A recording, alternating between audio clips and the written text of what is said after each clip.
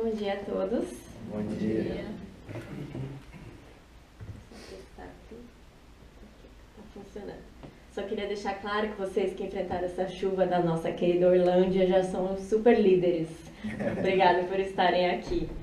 Esse dominguinho dá uma preguiça, né? Mas vamos lá. Prometo que vai valer a pena. Pelo menos vou tentar fazer valer a pena. Então sejam muito bem-vindos. E quem chega atrasado já não é um bom líder, sabia?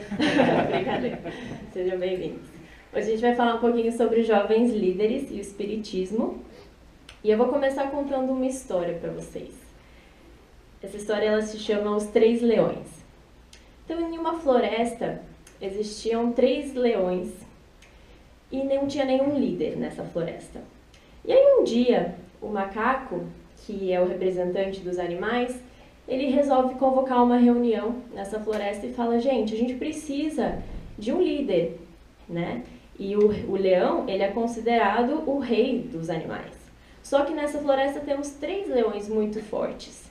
Então, qual deles que pode ser o nosso grande líder? Qual desses leões que a gente vai deixar como líder, como rei dessa floresta?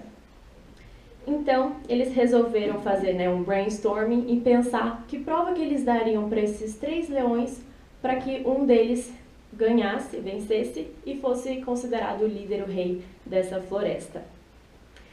E até que eles chegaram numa solução. O macaco falou: já sei, já tenho uma solução desafiadora para esse caso.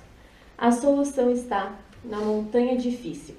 Todo mundo se olha: montanha difícil? Como assim? Sim. Os 3 leões escalarão a montanha mais alta e difícil dessa imensa floresta, e quem chegar primeiro será o líder, será o grande rei, o rei dentre os reis. Ok, todos concordaram, e chegou o dia tão esperado. Então, todos os animais estavam ali presentes e foram prestigiar para ver quem então venceria essa batalha, seria o grande rei, o grande líder dos animais. O primeiro leão tentou então e não conseguiu. O segundo leão tentou, também não conseguiu. E o terceiro leão também não conseguiu. Vixe, e agora? Quem seria o grande rei, o grande líder? Se nenhum deles conseguiu, todo mundo ficou pensativo, até que de repente chega a dona Águia, muito sábia, e fala: eu sei quem deve ser coroado rei. Todo mundo: como? Como que você sabe, dona Águia?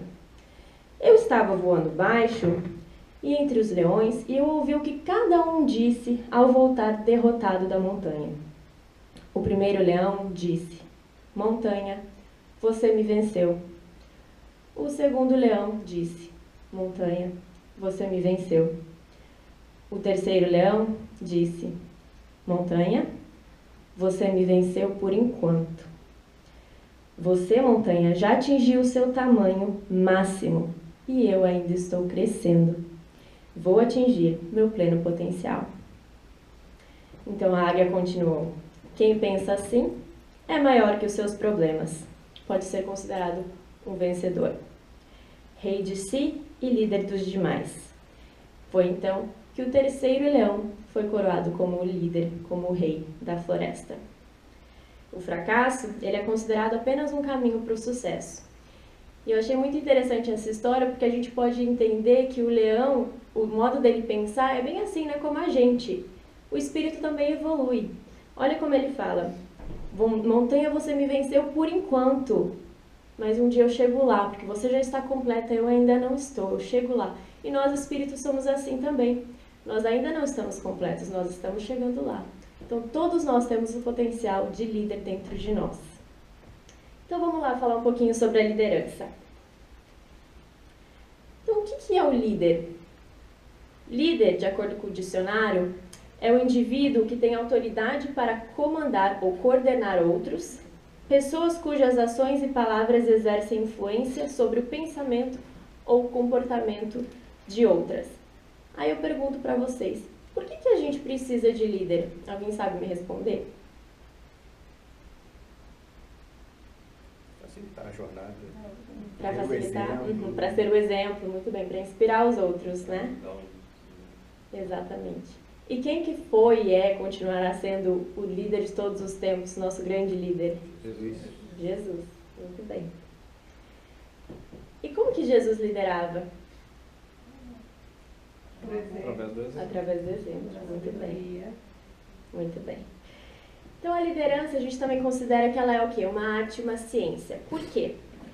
Arte, porque o verdadeiro líder precisa saber como alcançar as suas metas com sutileza, sinceridade e admiração. Significa fazer as coisas funcionarem de forma encantadora. E também é uma ciência, porque o líder precisa ter um conhecimento científico, não basta fazer as coisas funcionarem empiricamente. É preciso que as atividades sejam executadas de forma a atender os princípios científicos, legais, morais e, obviamente, éticos. Nosso querido Emmanuel nos ensina que, se muito podes realizar a benefício do próximo por aquilo que sabes, somente conseguirá renovar os semelhantes por aquilo que és. E é como Jesus liderava, né? Através do exemplo. E ele também nos diz que o verdadeiro líder é aquele que, por suas atitudes e o seu modo de ser, inspira os outros a modificarem, a desenvolverem e a ter a vontade de adquirir as mesmas qualidades que ele possui. E quem que são os nossos líderes do amanhã? Quem serão nossos futuros líderes? Quem sabe quem ser? A Elisete já é uma grande líder. Os futuros líderes serão as crianças, os jovens. Nós, então, somos responsáveis, né, pelo futuro deste planeta. Então, a gente vai falar um pouquinho sobre a nova geração. Porque a gente sabe que a Terra está em transição planetária, né? Nós estamos passando de um mundo de provas e expiações para um mundo de regeneração. Portanto, o que as crianças, os jovens que estão vindo, que já nasceram, né, há alguns anos atrás estão vindo, eles serão um dos grandes responsáveis por essa transição. Olha a responsabilidade, nós jovens, que a gente carrega aqui nas costas, hein? Então, o tempo de regeneração é um mundo melhor do que o mundo de expiação. Graças a Deus, né? Estamos chegando lá. E que espíritos melhores necessitam renascer aqui, enquanto os espíritos mais embrutecidos necessitarão estagiar em outros mundos. Aquela hashtag aceita que dói menos, né? E os espíritos ainda nos dizem: cabendo-lhe fundar a era do progresso moral, a nova geração ela se distingue por quê? Por inteligência e razão muito precoces, juntas ao sentimento inato do bem, a crenças espiritualistas, o que constitui sinal indubitável de certo grau de adiantamento anterior. Não se comporá exclusivamente de espíritos eminentemente superiores, mas do que, já tendo progredido, se acham predispostos a assimilar todas as ideias progressistas e aptos a secundar o movimento de regeneração. Então, essa nova geração ela é muito inteligente, não significa que vai vir só cheia de espíritos superiores, mas que eles serão prontos para ajudar no progresso da humanidade. Aí eu separei também algumas características que distinguem esses jovens líderes de sucesso. Então, esses jovens, eles fazem o quê? Eles participam de projetos voluntários. Quem estiver procurando alguma coisa para fazer, fale com a dona Elisete, com a Ana. A gente tem um monte de trabalho voluntário aqui na casa. A gente tem que, obviamente, estudar, fazer nossas tarefas, fazer nossa parte, né? A educação vem em primeiro lugar. Temos, obviamente, que manter aquele espírito de aprendiz. Nós, principalmente os espíritas, a gente sabe que quanto mais a gente sabe, menos a gente sabe, né? Só sei que nada sei. Então, seremos eternos aprendizes. Obviamente, precisamos de organização para fazer um bom trabalho e manter uma boa relação com a família, com os colegas. A família sempre tem o nosso apoio. Muito obrigada, mãe, meu pai que está me assistindo e todo mundo que me apoia. Que hoje eu estou onde estou hoje, graças à minha família, graças a Deus também. E como que é o jovem líder na visão espírita? Então, esse jovem, ele o quê? Ele usa a autoridade com amor. Se a ordem social te colocou sob o comando de outros homens, ele trata-os com bondade e benevolência, porque são seus iguais perante Deus, a lei da igualdade, a lei do amor. E ele também usa sua autoridade para liderar, levantando o moral e não para oprimir com orgulho. Evita toda situação que possa tornar a vida de seus liderados penosa e oprimida. Contempla o futuro como a união de todos para tornar o mundo melhor através do trabalho no bem e reconhecendo que também é liderado. E aí eu trouxe aqui uma passagem do Evangelho segundo o Espiritismo, no capítulo 10, no item 13, Kardec nos ensina que, aos olhos de Deus, uma única autoridade legítima existe, a que se apoia no exemplo que se dá ao bem. Novamente aí o exemplo, as atitudes que a gente tem que inspirar o nosso próximo. E no Livro dos Espíritos, na pergunta 274, os espíritos superiores nos ensinam que os espíritos têm uns sobre os outros a autoridade correspondente ao grau de superioridade que hajam alcançado, autoridade que eles exercem por um ascendente moral irresistível. Ou seja, se uns estão mais no topo do que outros, é por mérito, por merecimento, não é simplesmente porque Deus ama um a mais do que o outro. E todos nós temos esse mérito dentro de nós. E eu trouxe essa passagem aqui também do Evangelho de Mateus, que eu acho que é uma das passagens mais lindas que tem. E minha mãe sempre me fala, né, filha, brilhe sua luz. E ele fala assim, assim brilhe também a vossa luz diante dos homens, para que vejam as vossas boas obras e glorifiquem a vosso Pai, que estás nos céus. O que significa isso? O que significa brilhar a nossa luz? Alguém sabe me dizer? Colocar todos os nossos talentos para fora, exercer toda essa informação que a gente traz desde o princípio. Muito bem. Através das nossas ações, né? Respeito, amor. Isso mesmo. Então, olha como Jesus fala. Ele fala, brilhe a vossa luz para que os outros vejam as vossas boas obras. Ele não fala assim, brilhe a vossa luz e fique com a luz para você. Não, ele fala para que os outros vejam, ou seja, para que você seja o exemplo do outro, inspire os outros, para que os outros reconheçam e se inspirem e falem, nossa, olha como que ele está fazendo, também farei, que bonito isso. E eu trouxe aqui também um texto de Emmanuel, ele é um texto um pouquinho longo, mas ele é lindo, que ele fala sobre o verdadeiro líder, né, o líder de todos os tempos. E ele diz o seguinte, não raro ouvimos respeitáveis representantes das comunidades terrestres reclamando líderes capazes de conduzi-las à concórdia e ao progresso, sem ódio e destruição. Justo, no entanto, não esquecer que a Terra conhece o líder de todos os líderes humanos, habilitados a guiar a coletividade para o reino do bem. Importante refletir que ele transportava consigo a própria grandeza, sem mostrar consciência disso. Não colheu da vida mais do que o necessário à própria sustentação. Associou-se a companheiros tão pobres e tão anônimos quanto ele o era no início da revelação de que se fazia mensageiro, a fim de realizar o apostolado que trazia.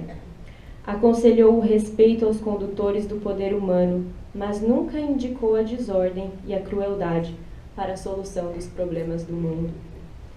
Conviveu com a multidão, compadecendo-se de suas aflições e necessidades. Chamava a si os pequeninos, de modo a ouvi-los atentamente. Amou aos enfermos, aliviando-lhes as enfermidades com a força do amor, nascida na oração. Amparou aos irmãos obsessos e dialogou com os desencarnados sofredores, endereçando-lhes expressões de esclarecimento e reconforto. Alimentou os famintos antes de ministrar-lhes a verdade. Ensinou o perdão e a tolerância. Não possuía ouro nem prata que lhe garantisse a influência. Acusado sem culpa, aceitou agravos e injúrias, sem defender-se. Executado por alguns de seus contemporâneos que lhe faziam adversários gratuitos, portou-se com humildade e grandeza de espírito, rogando a benevolência dos céus para os seus próprios inimigos. Entretanto, desde que desapareceu do cenário dos homens, passou a viver mais intensamente na terra, conquistando corações para sua causa. Em quase 20 séculos, famosos condutores de povos foram esquecidos. No entanto, a influência do líder dos líderes do mundo, sem ameaças e sem armas, cresce com os dias. Quem estiver procurando liderança na terra, saiba que ele, Jesus Cristo, até hoje tem o nome de Senhor Jesus, e no limiar do 3º milênio dos tempos novos, temo-lo sempre por esperança das criaturas e luz das nações. Jesus também em seus ensinamentos, ele adverte que o quê? A necessidade dos discípulos serem um exemplo para os outros, se tornarem líderes no sentido de inspirarem os homens a vivenciarem a sua doutrina, como a gente já estava falando antes. Então o líder deve trabalhar a sua iluminação interior, brilhar a sua luz, desenvolvendo a reforma íntima com base nos ensinos de Jesus e refletir a sua luz interior através das suas ações e palavras. Como Jesus dizia, vós sois a luz do mundo. Então nós temos esse potencial. E o exemplo contagia. Ele estimula as pessoas a agirem da mesma forma. João Evangelista ensina a importância do exemplo. Nisso conhecemos o amor, que Cristo deu a sua vida por nós e devemos dar a nossa vida pelos irmãos. Agora eu vou contar uma história de uma jovem líder. Eu acho que muitos conhecem a história dela, mas eu vou contar mesmo assim, porque eu acho linda e muito inspiradora. Talvez alguns conheçam um pouquinho só da história dela. Essa jovem, ela nasceu em 1997, então ela está com mais ou menos 20 anos de idade, vai fazer 21. Ela nasceu no Paquistão. E no Paquistão, a maioria da população é muçulmana. E lá, então, as mulheres, né, têm que se cobrir, então eles são muito rigorosos. E comemora-se muito o nascimento dos meninos e não das meninas. Então, quando um menino nascia, nossa, que maravilha, era aquela festa toda. E quando nascia uma menina, só mais uma. Só que no nascimento dessa menina, dessa jovem, foi diferente. O pai dela, ele era professor. Então ele casou e a mulher dele engravidou e teve essa menina. E esse pai, ele ficou tão feliz que ele também fez uma festa quando ela nasceu. Ele ficou feliz porque ele sabia, no fundo ele sabia que ela seria uma ativista. E aí quando ela nasceu, o pai escolheu o nome dela, que por coincidência ou não é muito parecido com o meu. O nome dela é Malala. E ele deu esse nome em homenagem a Malalai de Maiwand. Ela era uma filha de um pastor, essa Malalai, ela era filha de um pastor que foi morta num campo de batalha no Afeganistão, quando pegou no estandarte para ajudar o pai e o noivo durante uma das guerras do século XIX contra os britânicos. Então essa Malalai, ela era considerada uma heroína. E foi aí que o pai de Malala resolveu dar a ela esse nome, em homenagem a Malalai.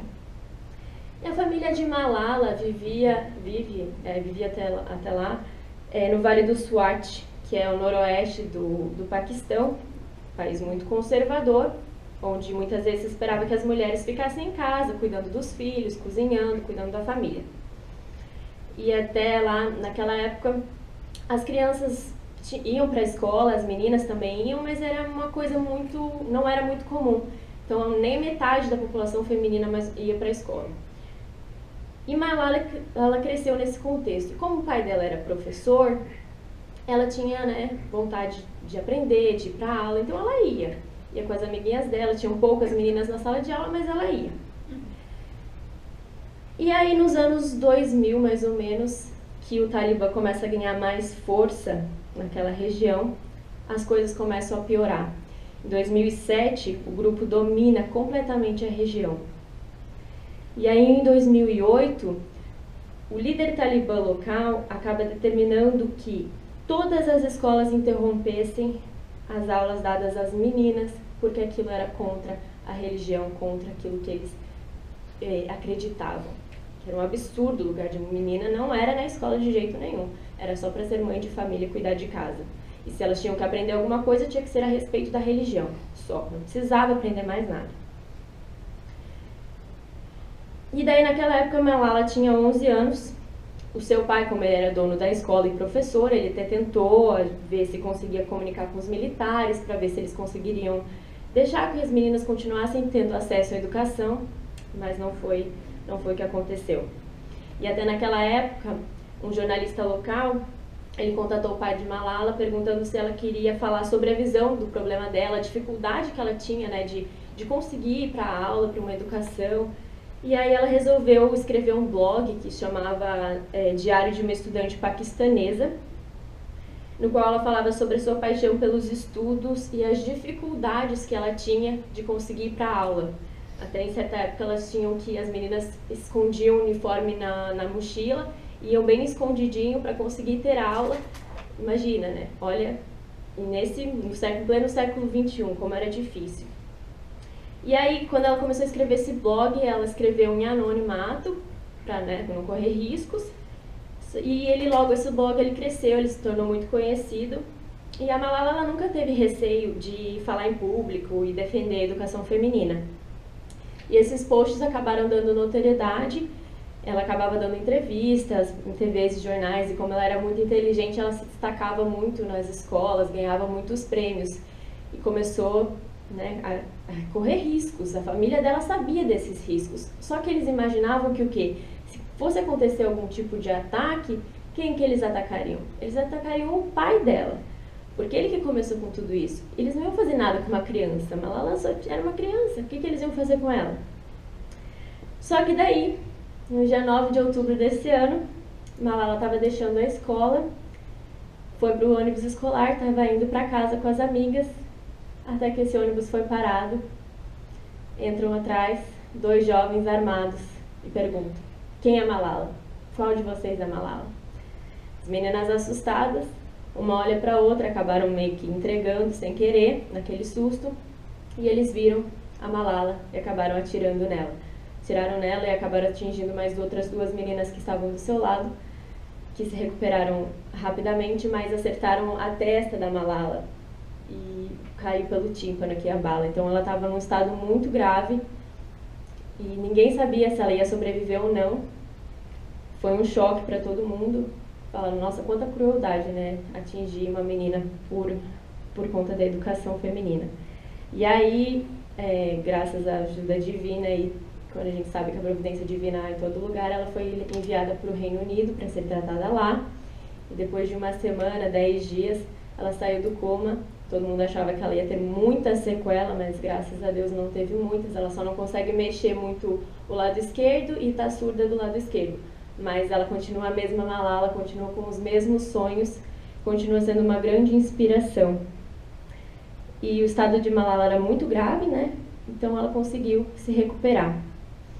Em 2014, ela recebeu o Prêmio Nobel da Paz e ela afirma que não vai descansar enquanto todas as crianças, meninos e meninas, tiverem acesso à educação. Então ela reforçou que não será silenciada por essas ameaças terroristas. Ela até vive hoje ainda no Reino Unido por conta dessas ameaças, porque o Talibã fala, se você voltar para o Paquistão, a gente vai te matar, Malala. Então é por isso que ela está lá ainda até hoje. E ela fala que nossos livros, nossos lápis, são as nossas melhores armas. A educação é a única solução. A educação vem em primeiro lugar. E ela até tem um lema que ela utiliza em todas as suas palestras e discursos que ela dá aqui. Uma criança, um professor, um livro e um lápis podem mudar o mundo. Então a Malala é uma inspiração muito grande para todas as meninas, todas as mulheres. E principalmente a gente tem que pensar, olha ao privilégio que nós jovens, a gente que mora aqui em Orlando ou no Brasil, o privilégio que a gente tem porque a gente tem essa oportunidade de estudar. E olha a dificuldade que é estudar para essas crianças que estão lá. Isso a gente não tem noção. E até vou mostrar aqui agora um videozinho da Malala. Deixa eu ver.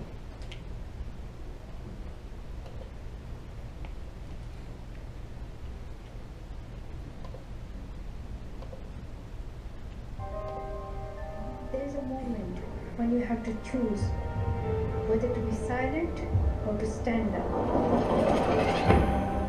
Tonight, Malala remains in intensive care. She was shot in the head for daring to suggest girls should go to school. Me and my wife, we cried all the night. The doctors told me she will survive, but she may not be the same as she was. They shot me on the left side of my head. They thought that the bullet would silence us. I am the same Malala. I'm still 17. I'm still a teenager. She's a little bit naughty, a little bit bad. Who would you have been if you were just an ordinary girl from the Swat Valley? I'm still an ordinary girl, but if I had an ordinary father and an ordinary mother, then I would have 2 children now. This is my youngest brother. He's a really good boy. This is the laziest one. My father said, have you forgiven them? You've never felt angry? No. I want people to learn from the experience I had. Very nice to see you. Nice to see you. A woman is more powerful than In this new school, it's hard. Physics, 61%. You think you could ever ask your boy out on a date? Roger Federer. You like him? I like his haircut. When I think of home, I miss the dirty streets. I miss the river. I miss my friends. I just want to see that house just once.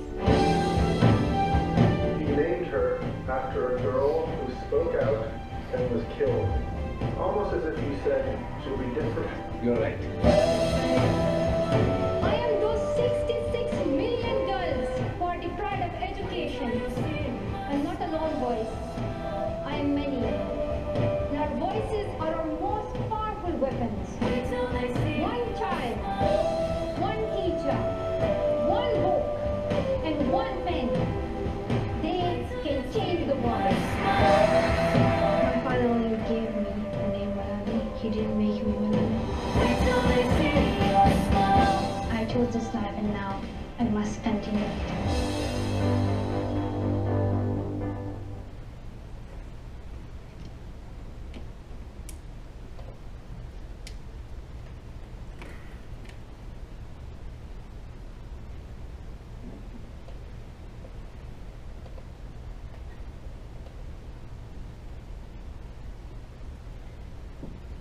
Essa jovem, ela é muito inspiradora, né? Eu me inspiro muito nela. Eu acho bonito, várias vezes ela fala assim, por que é tão difícil conseguir uma educação? Por que os homens podem e eu não posso? Por que é tão fácil construir armas e tão difícil colocar uma criança na escola? Né? São vários momentos dos discursos que ela fala que as pessoas não entendem que a educação está em primeiro lugar. E olha o privilégio que a gente tem hoje, em pleno século XXI, tantas oportunidades que a gente tem, o acesso à informação. Então, nós somos muito privilegiados, não só por morar aqui, mas por ter esse acesso a todo o conhecimento, principalmente nós espíritas. Olha o tanto de conhecimento que a gente tem nas nossas mãos. Então, a gente pode sim mudar o mundo, a gente pode sim melhorar esse mundo, ter o acesso, crescer, liderar, sermos grandes líderes. E Malala também tinha um sonho, né, o grande sonho de voltar para o seu país, para o Paquistão, porque desde que ela sofreu o atentado, ela não pôde mais voltar por conta das ameaças do Talibã. E foi no mês passado, ela conseguiu finalmente voltar para sua casa, só que ela ficou por apenas 2 dias. Ela foi lá só para visitar os amigos, a família, a casa dela que ela tanto queria. Ela falou que ainda um dia ela quer voltar para morar lá. Por enquanto, não sei se vai ser possível, mas a gente vai continuar em oração. E ela já está começando a ajudar. Ela começou, a Fundação da Malala já está ajudando várias escolas lá do Paquistão mesmo, principalmente da cidade dela, a ter esse acesso à educação para os meninos e para as meninas. E aí ela falou que não vai sossegar até que todos tenham acesso à educação. Então, olha que espírito lindo, que espírito missionário aí que veio nos inspirar. Estou finalizando aqui, a gente vai falar agora sobre o efeito borboleta. Quem já ouviu falar desse efeito? Esse efeito ele tem esse nome porque ele fala que o bater de asa de uma borboleta, por exemplo, no Brasil, pode gerar um tufão em Nova York. A gente pensa, nossa, mas como assim, né? Será que isso é possível mesmo? E realmente ele é. Esse efeito ele diz que pequenas mudanças nas condições iniciais de grandes sistemas, eles podem levar a mudanças drásticas nos resultados. Ou seja, uma ação pequenininha pode gerar uma coisa muito grande. Então a vida é feita de uma série de acontecimentos que se desencadeiam e nos levam a algum patamar ou situação, seja ela significante ou não na nossa concepção. Assim como na matemática, a mudança de um fator nos leva a um resultado final totalmente diferente. Uma pequena ação pode gerar algo muito grande também. O exemplo novamente da Malala, né? Então ela tinha esse sonho, ainda tem, ela começou com uma coisinha pequena, ela mesma queria, pelo menos ali, que na cidade dela, que ela conseguisse aquilo, e hoje olha tanta coisa que ela conseguiu, ela parou o mundo, ela mexeu com o mundo, as pessoas estão mais conscientes disso.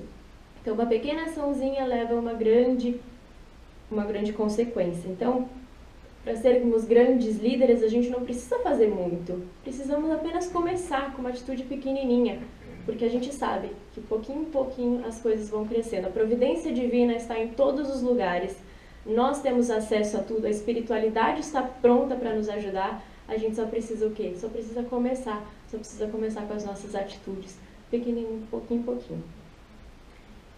E por isso convido a todos os jovens que brilhemos a nossa luz, vamos à luta, não desistam dos seus sonhos, não é fácil, vocês vão encontrar muitas pedras no caminho, muitos obstáculos, as pessoas vão tentar te derrubar, mas a gente tem que continuar firme e forte, mantendo a fé, lembrando sempre dos ensinamentos de Jesus, sempre confiando em Deus, porque a gente sabe que por mais grande ou horrível que seja o problema que a gente está passando, a gente sabe que tem um Deus muito maior do que tudo isso e que tudo vai dar certo. Tudo passa, todos os problemas da vida passam, até as coisas boas também passam. O que a gente tem que ter é atitude, amor no coração, lembrar da lei do amor, da justiça e da caridade. Vamos ser caridosos, vamos ajudar os outros, vamos ensinar, vamos lembrar que a educação vem primeiro. E a educação começa onde? Ela começa em casa. Agradecemos, sejamos gratos pela nossa família. Agradeço, mãe, pai, por tudo. Muito obrigada, dona Lisete, por essa oportunidade. Obrigada a todos e sejamos líderes do nosso futuro. Brilhemos a nossa luz, pois é tempo de brilhar. Muito obrigada.